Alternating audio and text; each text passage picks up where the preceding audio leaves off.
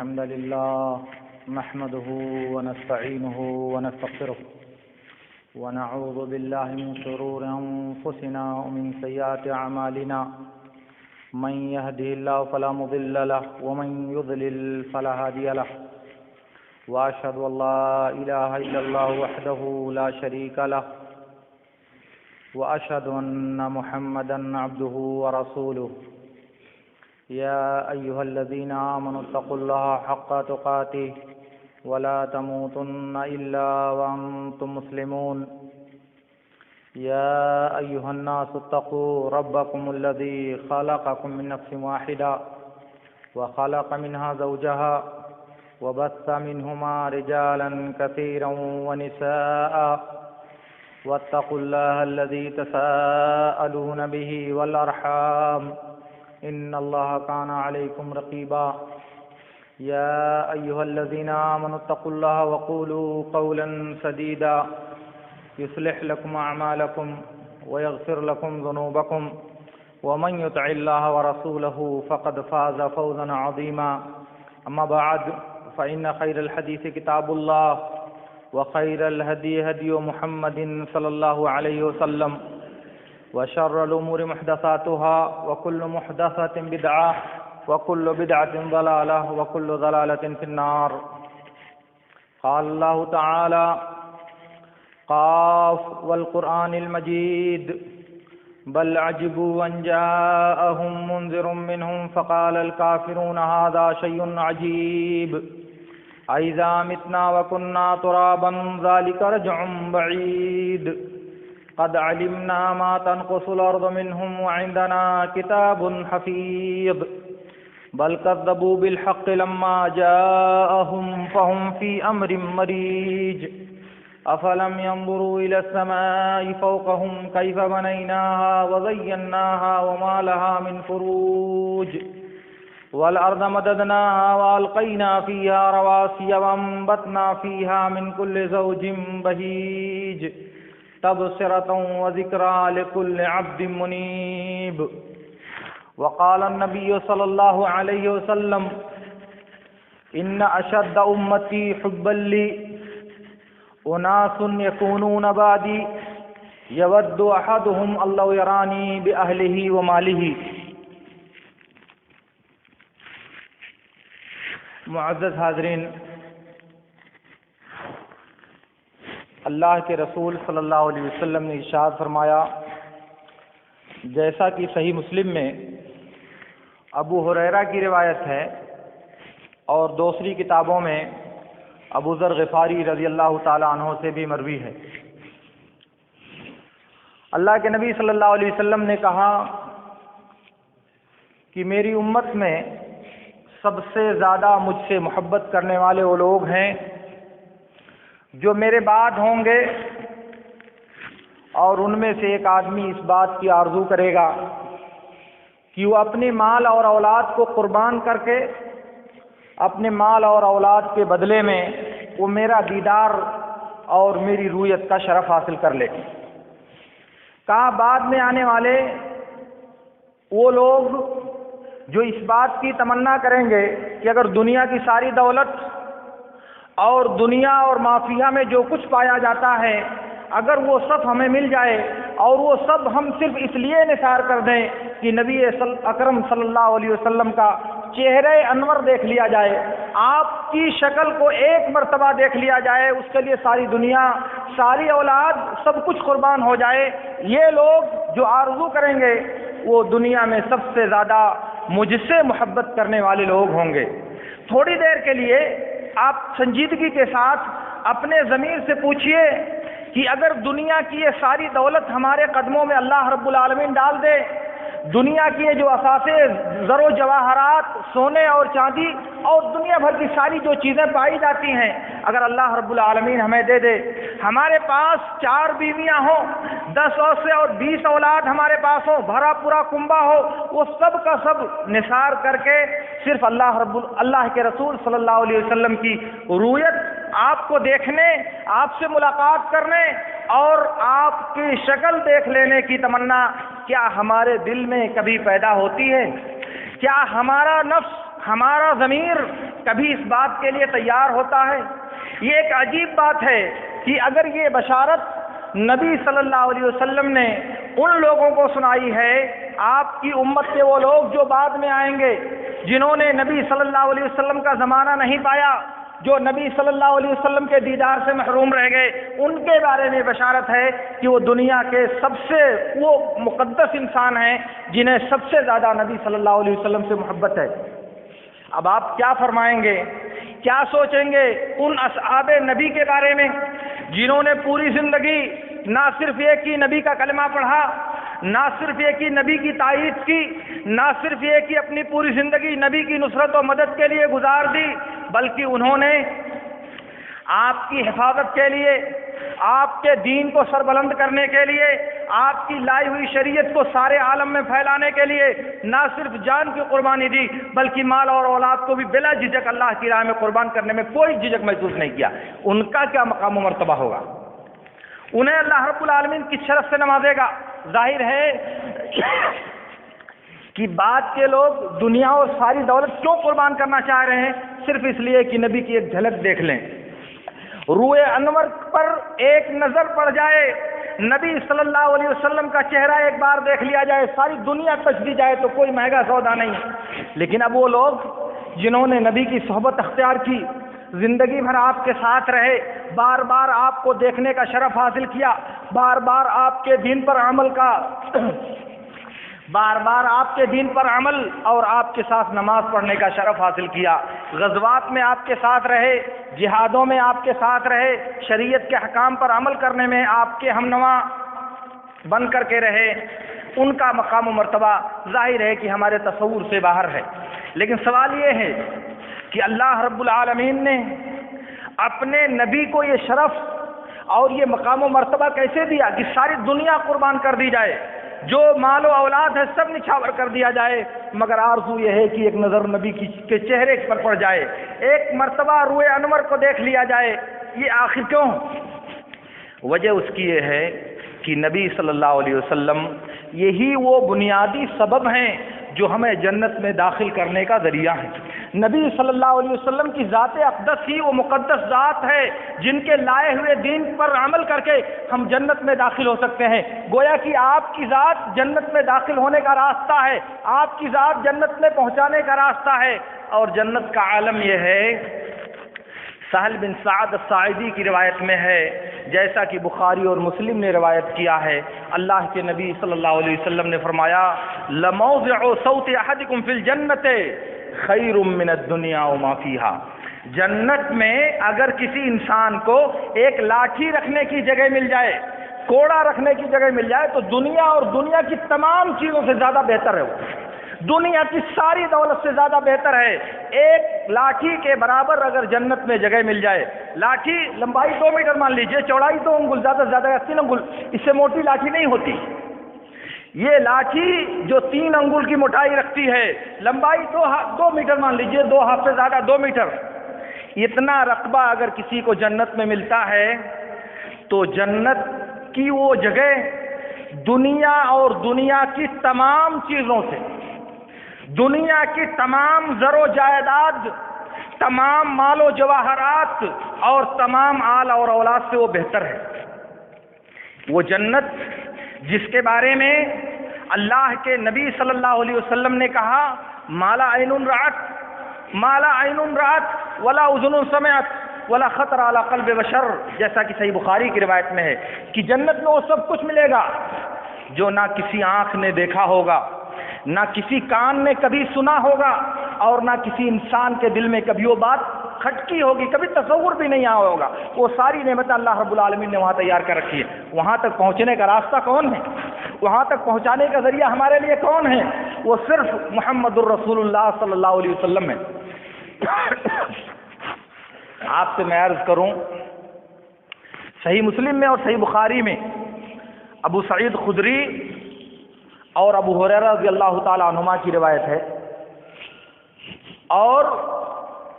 عبداللہ بن مسعود رضی اللہ تعالی عنہ کی بھی روایت ہے صحیح مسلم میں، اس آدمی کے بارے میں جو سب سے آخر میں جنت میں داخل ہوگا۔ یہ روایتوں کے الفاظ مختلف ہیں، ان تمام الفاظ کو اگر ایک ساتھ جمع کیا جائے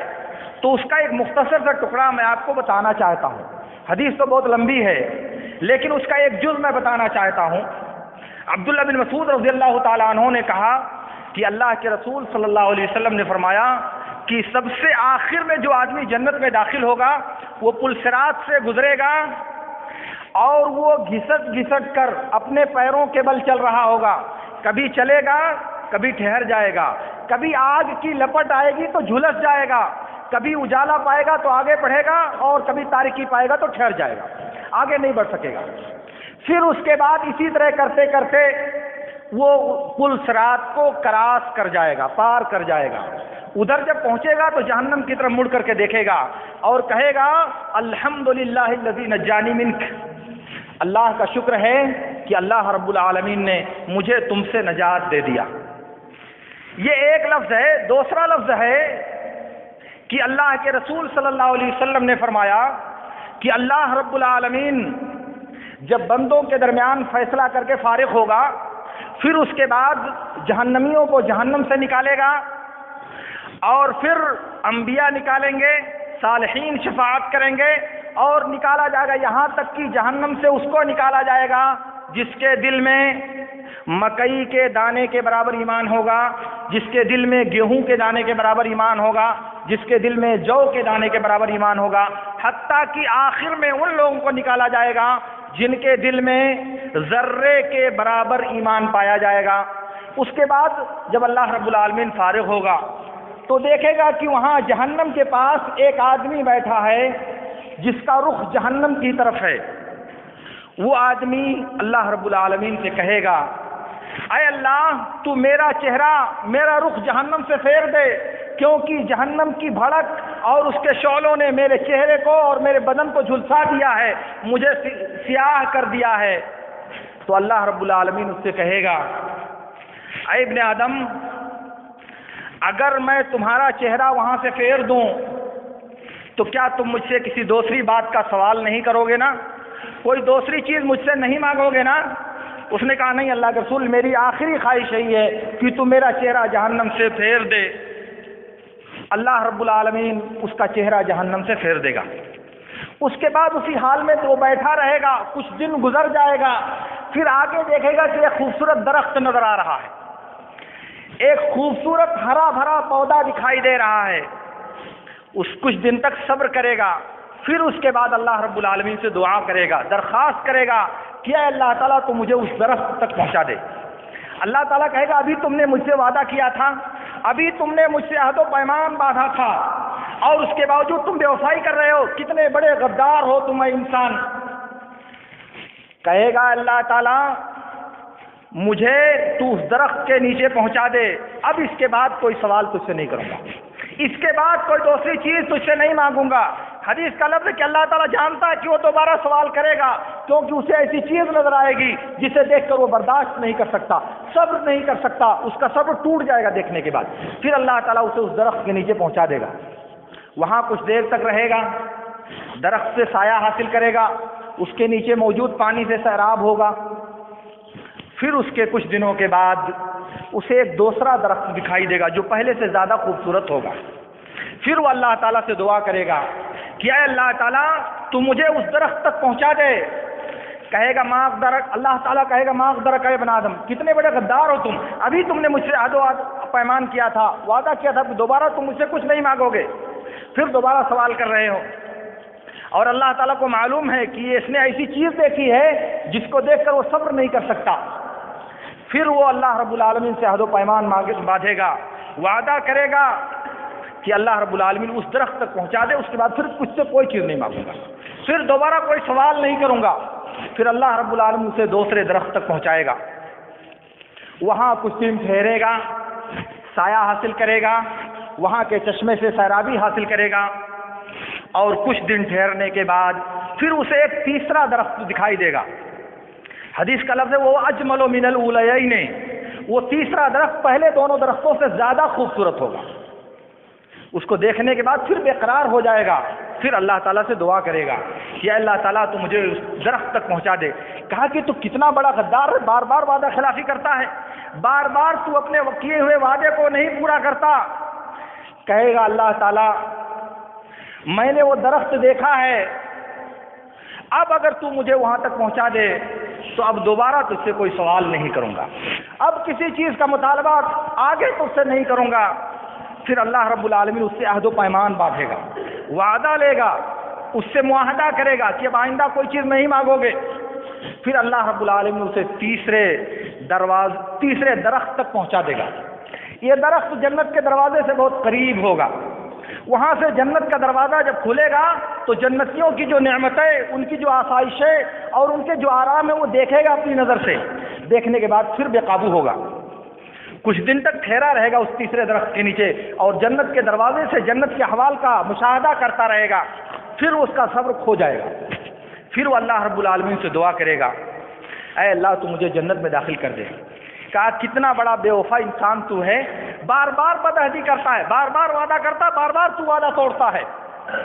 کہا اے اللہ میں نہیں چاہتا کہ میں تیری مخلوق میں سب سے بدبخت انسان بنوں، سب سے زیادہ شقاوت سے پر انسان میں بنوں، میں یہ نہیں چاہتا. پھر اللہ رب العالمین اس سے کہے گا کیا اگر میں تمہیں دنیا کے کسی بادشاہ کے پاس جو شان و شوکت، جو مال و دولت اور جو جاہ و حشمت ہوتی ہے اگر میں تمہیں دے دوں تو کیا اس سے راضی ہو جائے؟ کہاں بالکل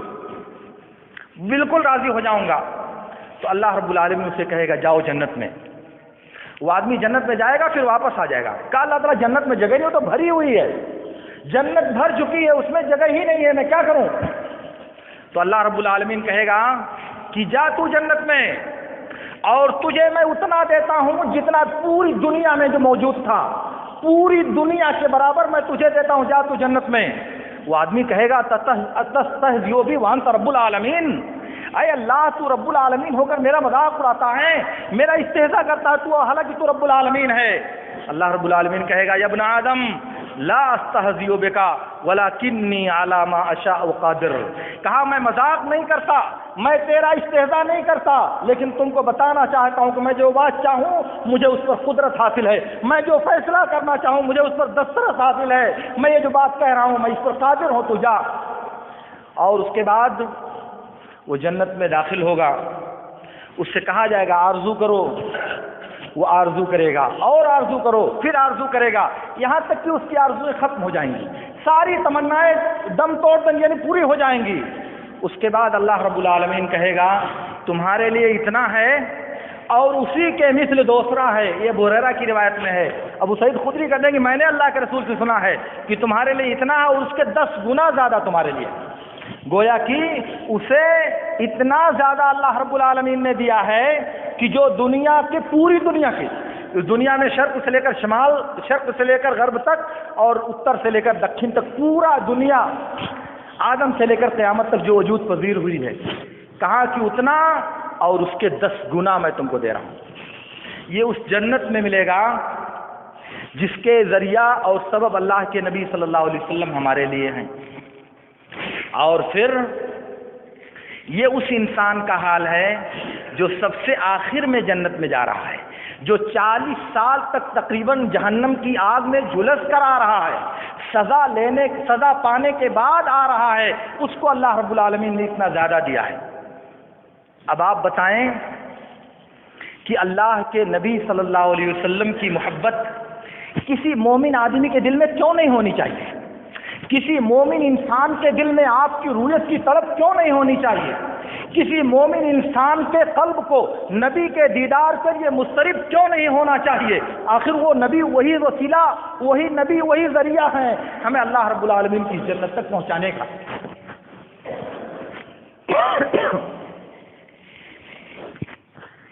میرے دوستو، میں آپ سے عرض یہ کر رہا ہوں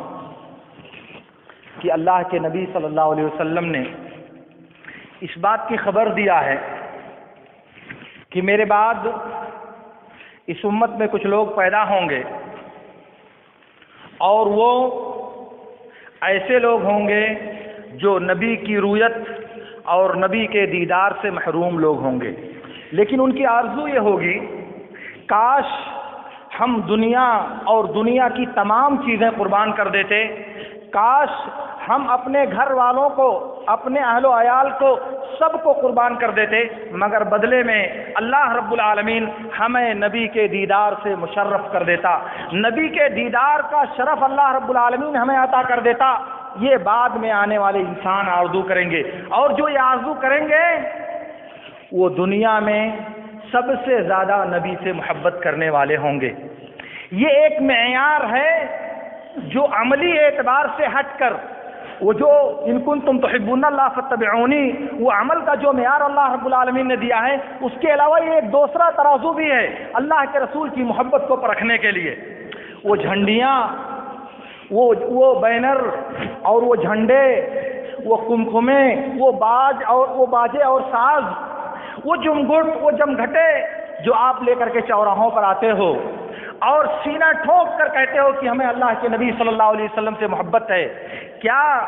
کبھی دل میں یہ آرزو پیدا ہوتی ہے کہ یہ دنیا اور یہ دنیا کی تمام دولتیں، یہ دنیا اور دنیا کی تمام راحتیں قربان کر دی جائیں، ان دنیا اور دنیا کی تمام آسائشوں کو پیروں سے رونت دیا جائے، مگر نبی صلی اللہ علیہ وسلم کے دیدار کا شرف حاصل ہو جائے؟ کبھی یہ آرزو مڑتی ہے دل میں، کبھی یہ خواہش اگڑائیاں لیتی ہے آپ کے قلب میں؟ یہ بات تو سوچنا چاہیے میرے دوستو، کبھی یہ بھی ایک معیار ہے پرکھنے کا، اور یہ بات ہر انسان اپنے نفس سے پوچھ کر سمجھ سکتا ہے کہ ہم کہاں کھڑے ہیں، ہمارا وجود کہاں ہے، نبی صلی اللہ علیہ وسلم کی قربانیوں کے بارے میں ہمارا اپنا جذبہ قربانی کیا ہے، نبی صلی اللہ علیہ وسلم کی جو جد و جہد اور آپ کی جو دعوتی کاز رہی ہے اس کے سلسلے میں ہمارا اپنا نقطۂ نظر کیا ہے؟ سوچنا چاہیے، غور کرنا چاہیے میرے دوستو۔ آپ یہ بات یاد کر لیں، یہ دنیا دارالفنا ہے، ختم ہو جانے والی دنیا ہے، یہ دنیا آپ کو ہمیشہ ساتھ دینے والی نہیں ہے، یہ دنیا کبھی آپ کی رعایت کرنے والی نہیں ہے۔ آپ کی زندگی کے گنے ہوئے متعین دن جس گھڑی میں ختم ہو جائیں گے، اس سیکنڈ میں آپ کا وجود اس دنیا سے ختم کر دیا جائے گا۔ پوری دنیا کی طاقت مل کر کے اگر آپ کو ایک اضافی سانس دینا چاہے تو نہیں دے سکتی، ایک سیکنڈ کا اضافہ اگر آپ کی زندگی میں پوری دنیا مل کر کے کرنی چاہے تو نہیں کر سکتی۔ اور پھر کب آپ کا وقت موعود آ جائے، کب آپ کی زندگی کی گھڑیاں پوری ہو جائیں، یہ دنیا میں کسی انسان کو معلوم نہیں، یہ دنیا میں کسی فرد بشر کو پتہ نہیں۔ اس لیے اس بات پر انسانوں کو غور کر کے اپنے نفس کا محاسبہ کرنا چاہیے، اپنے ضمیر میں جھانکنا چاہیے، اپنے دل کو ٹٹولنے کی کوشش کرنی چاہیے، کیونکہ نبی صلی اللہ علیہ وسلم نے جو چیزیں ہمیں بتائی ہیں، جو تعلیمات ہمیں دی ہیں، جو احکام ہمارے لیے بیان فرمائے ہیں، انہی کی روشنی میں اگر ہم نے اپنی زندگی کو سنوارا تو یہ ہمارے لیے ذریعہ بنے گا اس جنت میں جانے کا جس کے بارے میں بھی میں نے آپ سے عرض کیا کہ وہ اس قدر بڑی اور اس قدر کشادہ ہے کہ اگر ایک کوڑے کی جگہ وہاں مل جائے، اگر دنیا ساری آپ کو مل جائے، حالانکہ کسی انسان کو نہیں ملتی، اگر ساری دنیا مل جائے تب بھی وہ زیادہ ہے اور یہ کم ہے، تب بھی وہ اس سے زیادہ بہتر ہے، حالانکہ کسی کو ساری دنیا نہیں ملتی۔ اس کائنات کے اندر کوئی بھی ایسا پیدا نہیں ہوا اور نہ قیامت تک پیدا ہوگا جس کو دنیا کے تمام اموال، دنیا کے تمام املاک کا اللہ رب العالمین نے مالک بنا دیا ہو، ایسا نہیں ہوا۔ تو جب دنیا پوری نہیں ملتی، دنیا کا کچھ حصہ آپ کو اللہ رب العالمین دیتا ہے، اگر دیتا ہے تو، اور اس کے باوجود آپ آرزو کرتے ہیں اگر دنیا پوری مجھے مل جائے، پورے اموال، پوری دولت، سارے ممالک کی میرے قدموں پہ پڑ جائے، پھر بھی میں سب کو نثار کر دوں گا، سب کو نچھاور کر دوں گا، سب کو قربان کر دوں گا، صرف اس لیے کہ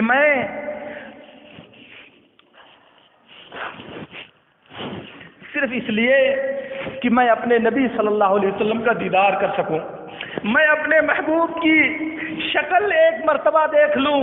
میں اپنے اس محسن اعظم کی شکل اس طرح سے دیکھ لوں جس نے ہمارے لیے وہ صعوبتیں اور وہ پریشانیاں برداشت کی، وہ تکلیفیں جھیلی، وہ دشمنوں کے نرغے میں گر کر اپنی جان کو داؤ پر لگانے کی جس نے کوشش کیا، اس کے لیے یہ آرزو دل میں ہونی چاہیے میرے دوستو، اس کی مقدس ہستی کے لیے یہ طلب دل میں پیدا ہونی چاہیے۔ اس لیے اللہ رب العالمین سے میں دعا کرتا ہوں کہ اللہ رب العالمین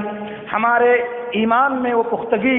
اور ہمارے یقین میں وہ استحکام عطا کرے کہ ہم اللہ رب العالمین کی چاہت اور اس کی مرضی کے لیے اپنے آپ کو آمادہ کر سکیں، اور نبی صلی اللہ علیہ وسلم کی محبت ہمارے دل میں اس قدر پیوست کر دے کہ آپ کی محبت کے آگے دنیا کی ساری محبتیں ہیچ ہو جائیں۔ وآخر دعوانا ان الحمد للہ رب العالمین۔ اقول لکم ما تسمعون واستغفر اللہ لی ولکم۔